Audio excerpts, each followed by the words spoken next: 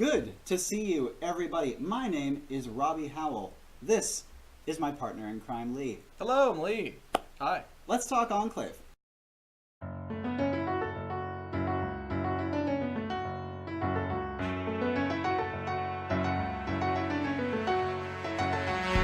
As I mentioned in the previous video, this particular video is going to be demonstrating a little bit of what Enclave looks like in practice. Now, we don't have a prepared character nor a set mission like we normally would. Instead, this is going to be purely a demo, showing you guys a little bit of what it might look like to play Enclave and how it differs from other systems, as it is a lava game. So, here's how we're going to start. We're going to make a scenario, kind of just on the spur of the moment, in the spirit of the game itself. So, Lee, can you give me a couple of focus words with which to create a scenario for you on the spot? Absolutely. First one is going to be turtle, and the second one is going to be poop. Awesome. Thanks. All right. While I am generating, how about this? Tell the audience a little bit about the demo character you are going to be playing with. Obviously, not nearly as fleshed out as most, but mostly just tell them a bit about the capacities that this character has. All right. So the character that I'm going to be working with today, his name is Terrence, and he's sort of like a street brawler character. He grew up in rough slums and had to deal with shit. So he's very, very physical, very angry character, and he just wants to beat shit up. Excellent. I actually have your scenario ready to go. Good? Oh, that was easy. Okay. You come to your senses, submerged up to your nostrils in fetid water. It smells like an old sponge left in a microwave. It's completely pitch black, though the water that you are immersed in is somewhat buoyant, giving you the ability to just kind of naturally float. What would you like to do? So first, sputter upwards, or gross. As you do so, you spew a little bit of the water out of your mouth. You notice it doesn't taste as bad as it smells. Like, it definitely doesn't taste like something that you'd like to drink, but it tastes like pond water rather than sponge water. Alright, so as I'm sort of waiting here, arms out. As you do so, your arms actually brush against a few solid objects in the dark, one of which is very smooth. It feels kind of like a rock, but there's something not rockish about it, if that makes sense. And also you encounter some maybe algae or plant matter with your left hand. Alright, grab the rock. Again, very smooth, so you have trouble getting grip. Second hand, under. Okay, there's actually no underneath. It seems to be a protrusion of some kind rather than a floating object. Terrence is blind, smelling bad stuff around him, and there's a soft, smoothie thing. Well, a hard, smooth thing. I'm gonna push it. Now, as you do so, it does in fact drift very gently through the water. As it does so, you also hear, further away from you, an echoing noise that echoes beautifully along the insides of whatever hall or something you were inside. This is your first gauge of the size of the area that you're in. It feels at least as big as a concert hall just from the timbre of the echo that comes through. So which direction did this echo come from? It came from behind you and to the left. I'm going to do the opposite of that way. Good idea. Are you going to continue pushing the little thing? Was that in the direction? No, you were going the other direction. You know what? I'm going to push it with me, Michelle. Yeah. Swimming with the big thing. Alright. A rock.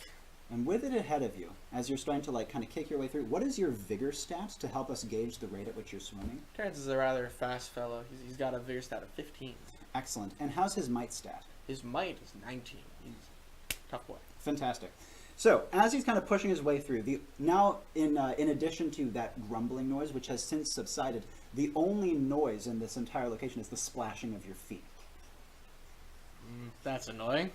I should also note, by the way, that as you push, the object you are pushing is gummed down at multiple locations by what, again, feels to be plant matter, which brushes past you, hanging vines, and bunched up seaweed-feeling stuff in the water. And at one point, you even feel the rock bump against something probably further down, but it gets past it without getting hung up on it.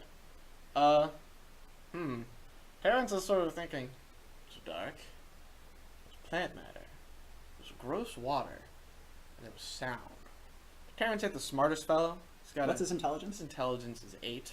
Yeah. He's However, not going to be getting any insights here. However, when he was a young lad, some of the homeless people around they're around the sort of campfire would tell stories, and he's heard stories about. So he grew up on the streets? Yeah, he's heard stories about people, myths about people being inside large creatures. Aha! So he's starting to put two and two together.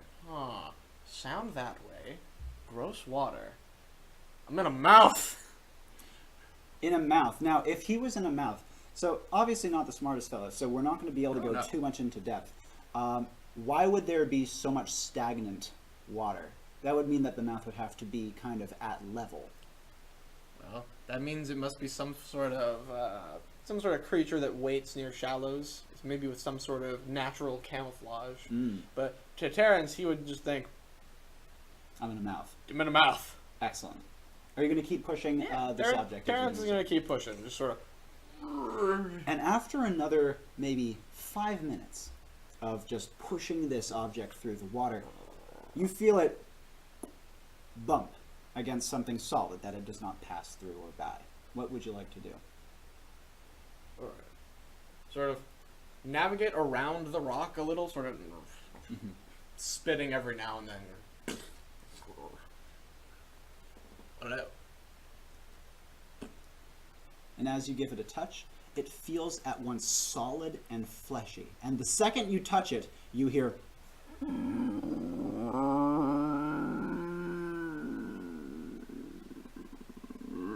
And sure enough, you feel the water start to gently wake, like a wave pool. What would you like to do? All right. Terrence wants to do is he wants to put his 2 hands on this thing. Just slap the wall or the rock? The wall. Okay, might is 19, and luck stat? Luck stat is 8. Excellent. And as you you're whacking your hands right against this thing? Well, yeah, he wants to grab onto the fleshy flesh. Yep. So trying to sink your hands into it? Excellent. In this case, I already have some good stats on that. Resilience? Resilience is 13. Excellent. In this case, as you sink your hands into the meat of the wall, you actually find them cut or like jabbed by bony protrusions right underneath the grabbable part. However, you still have a good grip on it. Okay.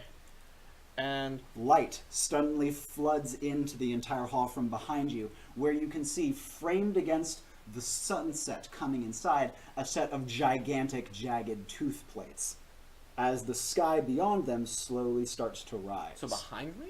Yes, where the sound was echoing from. So the inverse of what Terrence thought. Precisely. Must have a different anatomy from what he was. Strange creature. All right. So what Terrence is going to do is he's going to sort of grip on and, toughen through the pointy things and sort of pull himself up into a crouch position.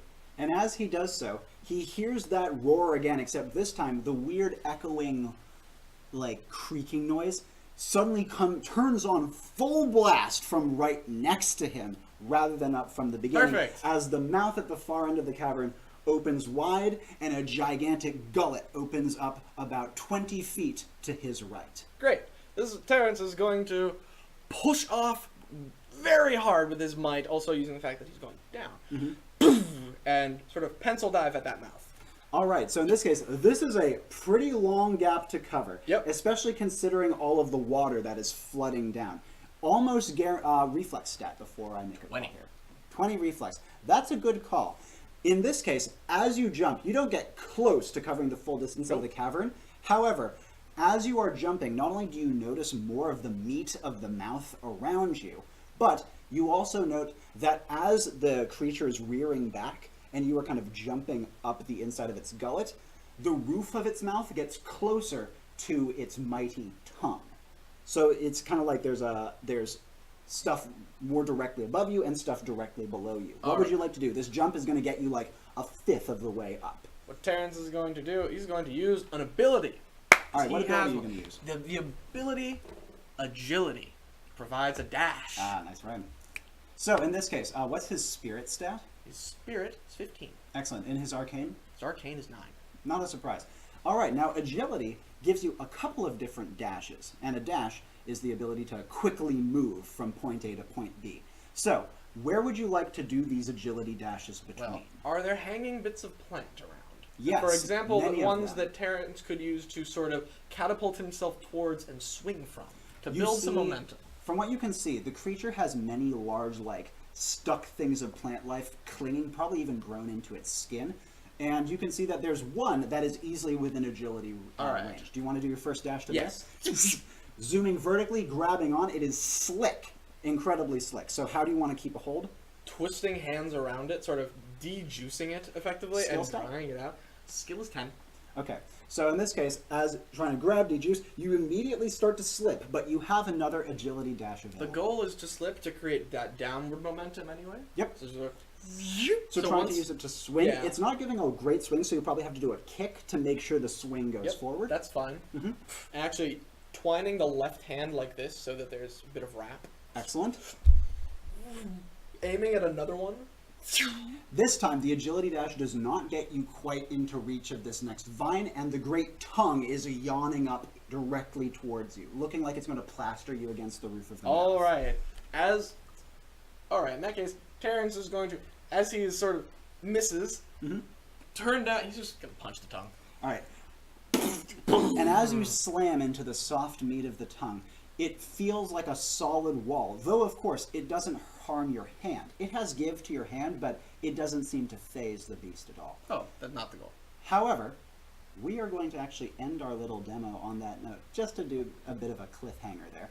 And I think this should do it for our demo for now. Join me next time when I start to get into a few of the details of Enclave's more in-depth mechanical side, as well as show you a few of the other major aspects of the game, like personality traits, as well as a little bit more on stats. Until then, my name is Robbie Howell. I'm Lee Hobber. Thank you so much for watching, and ciao for now. Hey, we got that. Oh wow, I'm impressed. I was. You were waiting for me to do it? I was waiting. I was like, it's Well coming. done. It's coming. Yeah.